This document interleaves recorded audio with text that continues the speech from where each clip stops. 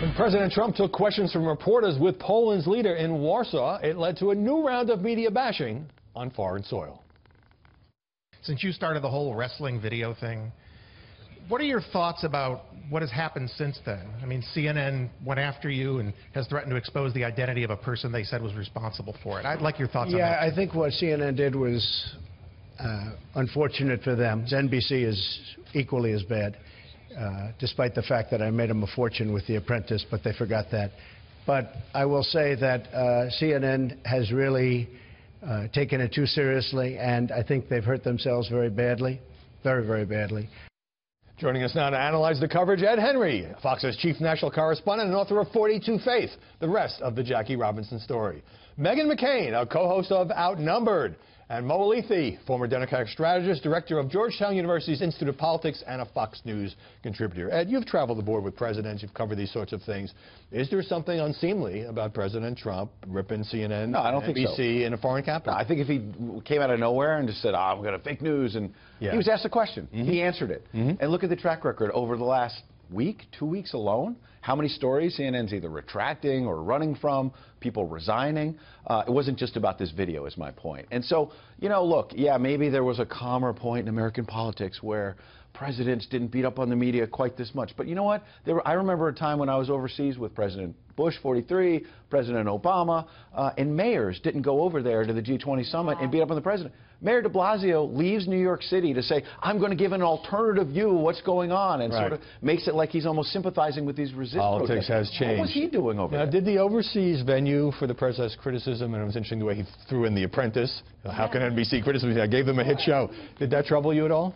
No, I'm with Ed on this one. I was more impressed with him going after Syria and going after Russia and making a speech that I felt was a revival of American exceptionalism, the end of the apology tours of Obama. I was really impressed with his speech in Poland. And I think, again, he was asked a specific question by David Martosko that he chose to answer. And honestly, CNN is doing this to themselves. They're at an all-out war right now, and it is a topic, for better or for worse, that's in the news, and it's his every right to answer it. I don't really care if it was on foreign soil. But, of course, the president can choose to deflect the question if he doesn't want that to consume a lot of media oxygen and wants to keep the focus on other foreign policy priorities. Yeah, look, I am not one who believes the media is immune from criticism. I think the media... Good, because we'd get rid of you right now. Yeah, I know. I'm on the wrong show, right? Look, I don't think it's immune from criticism. I think the media has made a lot of mistakes. As someone who was a communications director in politics for 20 years, I've done my fair share of battle with the media. I think there's something a little unseemly to me about the president standing in a region of the world next to a leader who openly tries to repress the press, joking with Vladimir Putin, who murders journalists, joking with them about the press. But does that mean there can't be any criticism overseas? No. My bigger issue is this. My bigger issue is there is this continued escalation of an assault on sort of trust in the media and trust in institutions. Does the media bear some responsibility? Sure, they made some serious mistakes, right? But the president standing at this venue escalating that, I just wish there was a turn, criticize, but turn down the temperature a I would little suggest bit. there's been escalation on both sides. And speaking of that, after this news conference in Poland, and this involves your friend and former colleague Jim Acosta of CNN, he had this to say about the news conference itself. For the president to then go off on CNN as fake news, to me, just made this entire spectacle seem like a fake news conference. This was not an attempt by the president to seek out a question from somebody who was going to challenge him on the issues. A fake news conference because he called on somebody, David Martosko, who had been talking to the White House about a job, but still. Yeah.